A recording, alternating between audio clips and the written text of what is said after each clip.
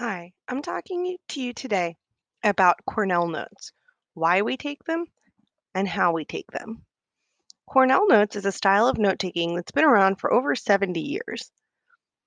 It's mainly used in high school and college classes, but really, it's a way of setting out information so you have the main ideas and your commentary with a summary at the end, which makes it really useful for academic classes, for classes at a tech school or trade learning, or for anything where you have to really use a piece of information over and over. So you want to make sure you understand it and can look back on it easily and refresh your memory. Okay, what you're looking at right now is an example of a completed Cornell notes for biology. At the top, we have the unit and section to put this in context of when we're using it, how we learned it, when we learned it. Okay, in the main column on the right side, which is wider, you put your main ideas. So as you review a slideshow or other piece of information for our class, we'll be using the slideshows. The main ideas will be listed here. On the left-hand side, you add questions, keywords, comments, and pictures. So you can see that this slideshow in the example is about classifying organisms. I put full definitions and things like that that I found on the slides in here. You can copy and paste the text, but you could also put it in your own words, which is typically preferred. And then I took an image. You could take images right off the slides since we're doing this virtually.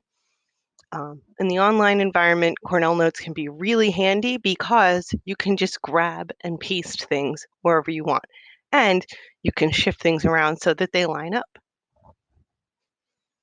Keywords in all caps will help you find the right piece of information.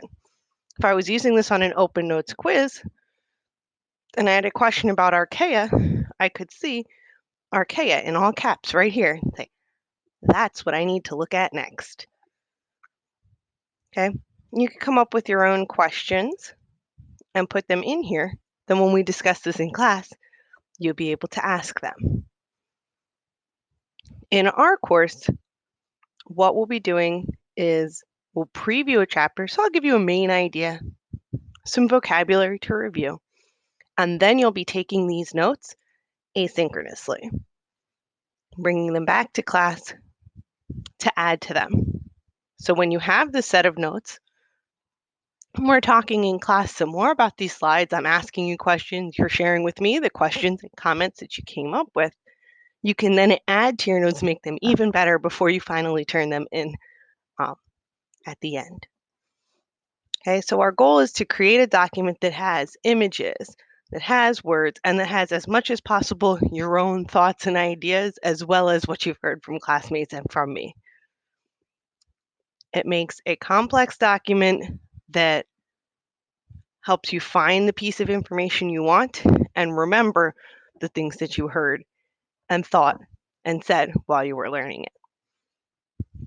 At the bottom of each section, there's room for a summary. And so here the summary was very brief. Sometimes summaries will be a little bit more intensive.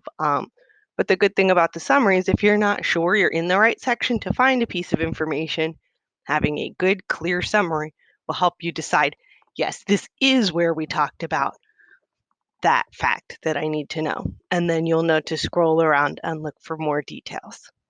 All right, I just wanted to show you exactly what you'll be seeing when you take the Cornell notes. So here's a slideshow, our section 1 slideshow. And here's the blank set of notes that you would start with. So you'll put in the unit title and the section title, Unit 1, Section 1. And starting with the first slide of main ideas, write down in your own words or even copy and paste. If you're going to copy and paste, I would highlight the specific text like that. And I would paste without formatting so that you can organize this how you want. Okay, but ideally, again, typing it into your own words. You can grab pictures and copy and paste them in. You can use your own pictures from online. So as I go through each slide, I'm taking the information and adding it here. And again, this is what you'll start to see. Here they found their own picture of eukaryote and pasted it. This is a real copy of student work, by the way. And so you can see here and highlight some suggestions that I had made. But so this was a student's work on the very first section, just a kind of an example of where I'd like to see your work end up.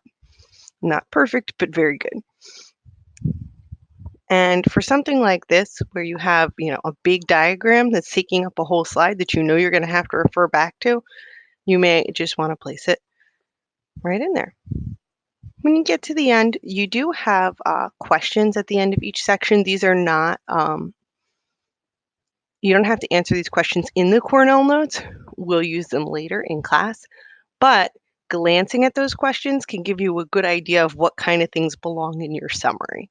So I do recommend that you look at the question page, and then when you write your summary, you know that some of the info is going to be there. And obviously, you're going to have to dig back through the slideshow or through your Cornell notes to find more info. But if all the questions here are about the basic groups of organisms and the domains, then I probably want to make sure I've included that in the summary because those are the key ideas. And then I may need to look back through everything I have on my Cornell notes to answer the questions when it's time to answer them. All right. So for today, I just wanted you to see this. Okay, we will be working in class to do our first one together. Just wanted to pre-teach you what to expect when we do this activity. Thank you for your attention, and we'll talk soon. Bye.